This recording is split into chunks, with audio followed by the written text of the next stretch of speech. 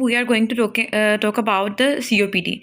So in COPD introduction is basically COPD क्या होता है, irreversible obstruction हो जाती है एयरवेज की, जिसकी वजह से क्या होता है कि एयरवे लिमिटेशन हो जाती है और पेरेन्काइमल इन्फ्लेमेशन हो जाती है। ठीक है, तो क्रोनिक ऑब्स्ट्रक्टिव पल्मोनरी डिजीजेज जो हैं उनमें क्या होता है कि इरिवर्सिबल होती है, ऑब्स्ट्रक्शन होती है एयरवे की। एस्थमा में रिवर्सिबल ऑब्स्ट्रक्शन थी, COPD में इरिवर्सिबल होगी। ठीक है, और उसके बाद इन्फ्लेमेशन हो जाएगी पेरेन्काइमल। ठीक है, अब इसमें क्या होता है, ये कलेक्टिव टर्म है फॉर बोथ एम्फीजीमा और क्रॉनिक ब्रोंकाइटिस दोनों के लिए। ठीक है, इसके रिस्क फैक्टर्स क्या हैं?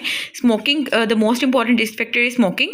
ठीक है, अब it is unusual to develop COPD with less than 10 pack years. ठीक है, तो less than 10 pack years, greater than 10 pack years जो हैं वो 1 पैक ईयर जो होता है 20 सिगरेट्स पर डे होता है। ठीक है, और अल्फा-1 एंटीट्रिप्सिन डेफिशिएंसी है, स्मोकिंग है, ऑक्यूपेशन है, कोल माइनर्स, कैडमियम एक्सपोजर में होता है, क्रॉनिक एस्थमा में और कैनबिस स्मोकिंग में होता है। ठीक है, जो COPD का रिस्क होता है। ये एम्फीजीमा और जो ब्रोंकाइटिस है उन दोनों के लिए टर्म यूज होती है जिसे हम COPD कहते हैं। अब हम दोनों की डेफिनेशन पढ़ लेते हैं कि एम्फीजीमा क्या है और ब्रोंकाइटिस क्या है। ठीक है, अगर हम एम्फीजीमा को देखें तो एम्फीजीमा क्या होता है, परमानेंट इन्लार्जमेंट होती है एयर स्पेसिस की टर्मिनल ब्रोंक्यूल से पहले। ठीक है, जिसमें जो है एयर स्पेसिस की इन्लार्जमेंट हो जाती है, एल्वियोलाई की इन्लार्जमेंट होती है, एयर स्पेसिस एल्वियोलाई की इन्लार्जमेंट होती है, साथ उनकी वॉल्स की डिस्ट्रक्शन भी हो रही होती है। ठीक है, और सेंट्रोसाइनल एम्फीजीमा वो है जो कि हमारे पास अपर लोब्स को इन्वॉल्व करता है ज़्यादातर। ठीक है, और ये हैवी स्मोकर्स में होता है और क्रॉनिक ब्रोंकाइटिस के साथ एसोसिएटेड होता है। पेनिसाइनल एम्फीजीमा जो है ज़्यादातर लोअर लोब्स को इन्वॉल्व करता है, बेसिस पे होता है, और ये अल्फा-1 एंटीट्रिप्सिन डेफिशिएंसी के साथ होता है। ठीक है, एम्फीजीमा क्या होता है जिसमें एयर स्पेसेस जो हैं वो इनलार्ज हो जाती हैं, एल्वियोलाई इनलार्ज हो जाते हैं। इसके अलावा उनकी जो वॉल्स हैं वो डिस्ट्रक्शन हो जाती है उनकी। ठीक है, तो हमारे पास एक सेंट्रोसाइनर होता है और एक पेनिसाइनर होता है। पेनिसाइनर जो है, पैन आता है ना अल्फा, और अल्फा-1 एंटीट्रिप्सिन में पी आता है, तो पी साउंड्स लाइक अल्फा-1 एंटीट्रिप्सिन और पेनिसाइनर। ठीक है, और सेंट्रोसाइनर जो है वो हमारे पास होगा कहाँ पर, स्मोकर में। ठीक है, अब क्रॉनिक ब्रोंकाइटिस जो है इसकी डेफिनेशन ये है कि अगर पेशेंट जो है वो उसको 2 सालों से, मतलब कंसेक्टिव 2 ईयर से फॉर एटलीस्ट 3 मंथ्स तक जो है प्रेजिस्टेंट कफ रहता है और कफ में स्पूटम आता है। ठीक है, तो persistent cough with sputum production for at least 3 months in at least 2 consecutive years, तो उसे हम क्रॉनिक ब्रोंकाइटिस के साथ डायग्नोज करते हैं। फिर 3 महीने के लिए उसको कफ रहना चाहिए स्पूटम प्रोडक्शन के साथ, और इस चीज़ को मतलब इन चीज़ों को 2 साल होने चाहिए 2 कंसेक्टिव ईयर्स के लिए। क्लिनिकल फीचर्स क्या होते हैं इन दोनों के, कि पेशेंट जो है वो 40 ईयर्स का होगा, क्रॉनिक कफ स्पूटम प्रोडक्शन के साथ प्रेजेंट करेगा, डिस्पनिया जो है वो वर्स होगा बाय एक्सर्शन, इंटरमीडिएट एक्सजर्बेशंस होती हैं, वेट लॉस होता है, एडवांस स्टेज पे जो है एक्सजर्बेट कर जाते हैं, सिम्टम्स ज़्यादा हो जाते हैं। साइंस क्या होते हैं? साइंस ये होते हैं, मतलब पेशेंट जो है वो 40 ईयर्स प्रेजेंट किया है, क्रॉनिक कफ के साथ स्पूटम प्रोडक्शन के साथ प्रेजेंट किया है, डिस्पनिया होता है, वेट लॉस होता है। साइंस क्या होंगे कि anterior posterior diameter of the chest है ना वो इंक्रीज हुआ होगा, that is called barrel chest. मैं आपको दिखा देती हूँ बैरल चेस्ट की पिक्चर।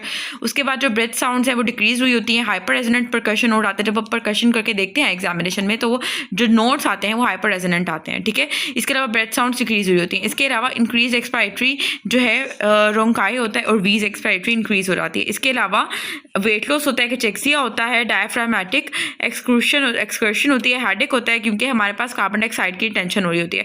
अच्छा, अब यहाँ पे एक इंपॉर्टेंट डिफरेंस है, that is between the pink puffers and the blue bloaters. Difference है that is between the pink puffers और द ब्लू ब्लोटर्स। जो पिंक पफर्स होते हैं इनमें एम्फीजीमा में बेसिकली हमारे पास पेशेंट्स जो होते हैं उनको हम पिंक पफर्स कहते हैं, और जो ब्लू ब्लोटर्स होते हैं वो बेसिकली ब्रोंकाइटिस के पेशेंट्स जो होते हैं वो होते हैं। पिंक पफर्स हमारे पास अगर प्रेजेंट करते हैं हमारे पास कोई पेशेंट और वो थिन सा है तो मैं ये देखूंगी और उसकी जो है ऐसे है इन्फ्लेमेशन के साथ प्रेजेंट कर रहा है, कफ के साथ प्रेजेंट कर रहा है और थिन है तो मैं उसे ब्रोंकाइटिस में लूँगी। ब्लू ब्लोटर्स जो होते हैं वो बेसिकली एम्फीजीमा में लूँगी। ब्लू ब्लोटर्स होते हैं ब्रोंकाइटिस में present cough with sputum production present करेंगे, 3 मंथ्स के लिए प्रेजेंट करेंगे और usually they are overweight. Bronchitis के पेशेंट्स यूजुअली ओवरवेट होते हैं। ठीक है, पिंक पफर्स होते हैं एम्फीजीमा के पेशेंट्स जो होते हैं उनमें साइनोसिस नहीं हुई होती, ब्लू ब्लोटर्स में साइनोसिस हुई होती है क्योंकि इनमें हाइपरकैपनिया होता है, मतलब कि कार्बन डाइऑक्साइड ज़्यादा हुई होती है और हाइपोक्सीमिया हुआ होता है। ठीक है, अब पिंक पफर्स जो होते हैं ना एम्फीजीमा के पेशेंट्स होते हैं वो ब्रेथलेसनेस होती है उनमें ज़्यादातर, और वो सेसरी मसल्स को यूज़ कर रहे होते हैं, बड़े टेक्निक होते हैं, ब्रेथलेसनेस के साथ प्रेजेंट करते हैं। और जो ब्लू ब्लोटर्स होते हैं उनके अंदर कोई डिस्ट्रेस नहीं होता, कोई एसेसरी मसल्स का यूज़ नहीं होता। ठीक है, अब मैंने आपको बताया कि पिंक पफर्स जो है वो टेक्निक होते हैं, पर स्लिप से जो है वो जो है यानी कि ऐसे मुँह खोल के ना, ऐसे मुँह खोल के तो वो इंस्पायर कर रहे होते हैं, एक्सपायर कर रहे होते हैं, तो इसको हम पिंक पफर्स कहते हैं। और ब्लू ब्लोटर्स जो होते हैं उनमें जो रेस्पिरेशन है वो नॉर्मल होती है लेकिन स्लाइटली इंक्रीज हुई होती है। ठीक है, तो इनमें ब्लू ब्लोटर्स में ना तो साइनोसिस होती है ना तो इनके अंदर जो है डिस्ट्रेस होता है और ना इनके अंदर रिस्पायरेटरी कोई एबनॉर्मेलिटी होती है। जबकि पिंक पफर्स जो होते हैं इनके अंदर रिस्पायरेटरी एबनॉर्मेलिटीज़ आपको मिलेंगी, टिकिप्निया मिलेगा, ब्रेथलेसनेस मिलेगी, सेंसरी मसल्स का यूज़ मिलेगा, पेशेंट कंपनसेट करने की कोशिश कर रहा होता है। ठीक है, अभी साइनोसिस नहीं हुआ, ब्लू ब्लोटर्स में साइनोसिस हो गया है, ओवरवेट हुआ है पेशेंट। ठीक है, और पिंक पफर्स जो है वो नॉर्मल जो है उनके अंदर arterial pressure of carbon dioxide होता है और यहाँ पे हाइपरकैप्निया हुआ होता है ब्लू ब्लोटर्स में, और पॉलीसाइथीमिया होता है क्योंकि हाइपोक्सीमिया होता है। जब भी हाइपोक्सीमिया होगा तो पॉलीसाइथीमिया जो है हमारे पास होगा secondarily. That is all about pink puffers and blue bloaters. Diagnosis का कैसे करते हैं, इसका डायग्नोस करते हैं पल्मोनरी फंक्शन टेस्ट के थ्रू। ठीक है, और उसके बाद डायग्नोसिस जो हम किसका करते हैं, पल्मोनरी फंक्शन टेस्ट के थ्रू करते हैं। मतलब हम पल्मोनरी फंक्शन टेस्ट करवाएंगे तो ऑब्स्ट्रक्टिव पैटर्न आएगा। आपको पता है ऑब्स्ट्रक्टिव पैटर्न मैंने पीछे वीडियोस में बताया था कि आपके 4-6 एक्सपायरेटरी वॉल्यूम जो है ना और इन 1 second over force volume capacity वो लेस देन 0.7 आती है, वो मैं आपको लिख देती हूँ। इसके अलावा मैथाकोलिन चैलेंज टेस्ट जो है वो नेगेटिव आता है। मैथाकोलिन चैलेंज टेस्ट पॉजिटिव किस में आता है, एस्थमा में आता है। एस्थमा के पेशेंट्स में अगर हम मैथाकोलिन देते हैं तो उनके सिम्टम्स वर्स होना शुरू होते हैं, जिसके हम कहते हैं कि मैथाकोलिन जो है वो पॉजिटिव है, क्योंकि मैथाकोलिन ब्रोंकोकंस्ट्रिक्टर है, एस्थमा में जो है एस्थमा के सिम्टम्स को वर्स कर देता है। लेकिन अगर हमने सीओपीडी को एस्थमा से डिफरेंशिएट करना है तो मैथाकोलिन चैलेंज टेस्ट जो है in case of COPD negative आएगा। ठीक है, और इसके अलावा हमारे पास एक चीज़ होती है दैट इज